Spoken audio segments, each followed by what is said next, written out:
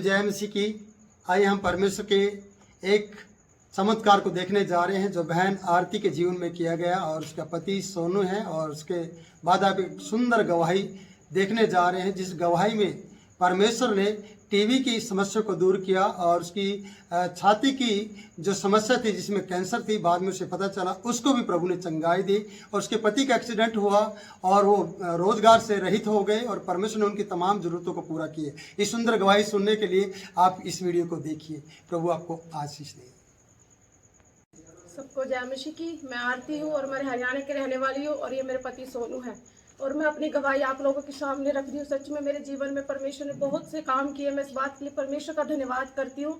और क्योंकि जब मैं विश्वास में आई तो मैं बहुत ज़्यादा बीमार थी, बहुत ही ज़्यादा बीमार थी, जिसे कि मैं टीबी की पेशेंट थी। और टीबी की पेशेंट में टीबी उस जगह था कि मुझे बार बार कभी लैब में कभी डॉक्टरों के सामने इस कदर जाना पड़ता था कि मैं बहुत परेशान हो रही थी कि मैं प्रभु क्या करूं।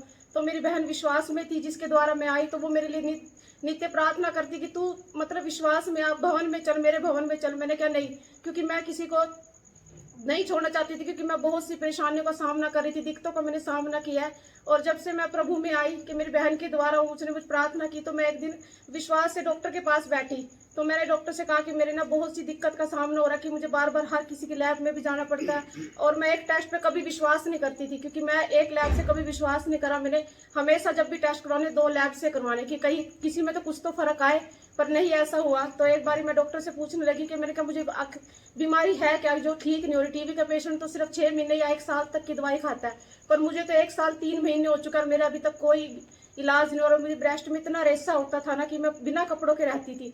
15-15 दिन, जनवरी का महीना, दिसंबर का महीना बगैर कपड़ों के रहना मुझे।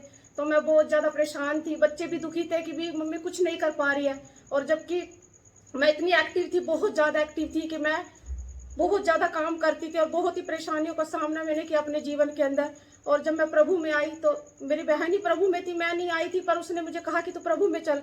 तो मैं जब भी भगवान के पास आती तो वो मुझे यही सलाह देती, मैं घर जाके बोलती कि सोनू मुझे प्रभु में जाना है। तो सोनू कहता नहीं, हम अपना धर्म नहीं बदलेंगे। तो मेरी बहन ने मुझे यही बात की कि तू धर्म मत बदल, तू सिर्फ एक बार ही जा, तुझे चंगाई मिलेगी तो उसके बाद मत जाइयो।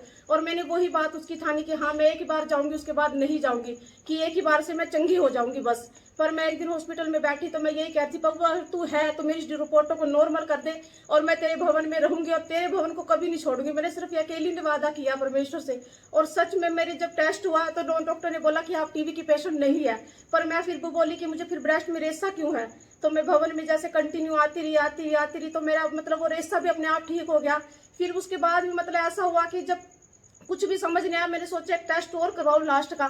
तो लास्ट का टेस्ट मैंने फिर एक और कराया तो उसमें मुझे पता लगा कि मैं कैंसर की पेशेंट हूँ। तो फिर से मैं परेशान हुई कि प्रभु अब तो मैं तेरे भवन में आ चुकी हूँ, अब भी मुझे इन बीमारियों का सामना करना है। तो सच में क्योंकि मेरा अंदर सिर्फ एक ईगो था, एक घमंड था, और मैं विश्वास से नहीं आई थी, सिर्फ इसलिए आई थी कि मुझे सिर्फ चंगा होकर वापिस जाना। पर मुझे वापिस नहीं जाना था, कि प्रभु ने मैं चुनी हुई थी। जैसे परमेश्वर के वचन में लिखा है कि मैंने तुम्हें माँ के गर्भ से चुना। सच में परमेश्वर ने मेरी रचना की, परमेश्वर ने मुझे माँ के गर्भ से चुना और आज मैं जीवित हूँ तो परमेश्वर की दया से। और सच में मेरे जीवन का आज यही मकसद है कि प्रभु दुनिया छूट जाए पर तू मुझसे कभी ना दूर होना, मेरे परमेश्वर ईश्वर आजा।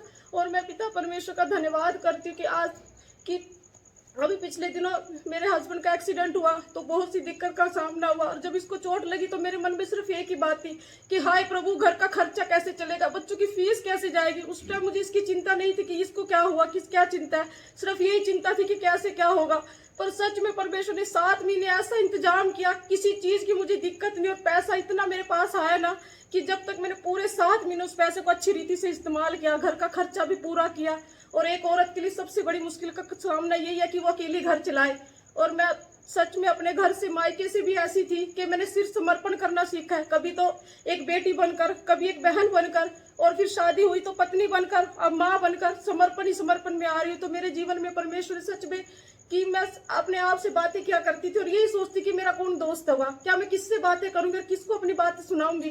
तो सच में मेरी बहन के द्वारा मैं भवन में आई और मेरे परमेश्वर के दास ने, जिसने भी पिता परमेश्वर ने कि मेरे लिए एक अच्छे अगुवे को भेजा कि जिन्होंने हमें सच में कई बार हम इतने परेशान होते हैं ना, और मैं ये सलाह करके घर से आती हूँ कि आज मैं पास्टर जी से जरूर बात करूंगी कि आज मैं इतनी परेशान हूँ, और मैं बात भी नहीं करती क्योंकि परमेश्वर बात डायरेक्ट करता है कि वो वचन के द्वारा अपने बच्चों को सारी बातें समझा देता है। और मेरे जीवन में भी यही बहुत सी गवाहियां जुड़ी कि मेरे जीवन में परमेश्वर ने सारे काम किए और आज मैं जिंदा हूँ तो परमेश्वर की वजह से, और पति भी ठीक है, इसकी भी परमेश्वर का धन्यवाद करते हैं। आज हमारे जीवन में सब कुछ हो रहा है, और वो आशीष जो हमारी कभी चली गई थी आज वो फिर से हमारे पास है। मैं परमेश्वर का धन्यवाद करती हूँ सारी बातों के लिए, और परमेश्वर की महिमा करती हूँ। सबको जय मसीह की।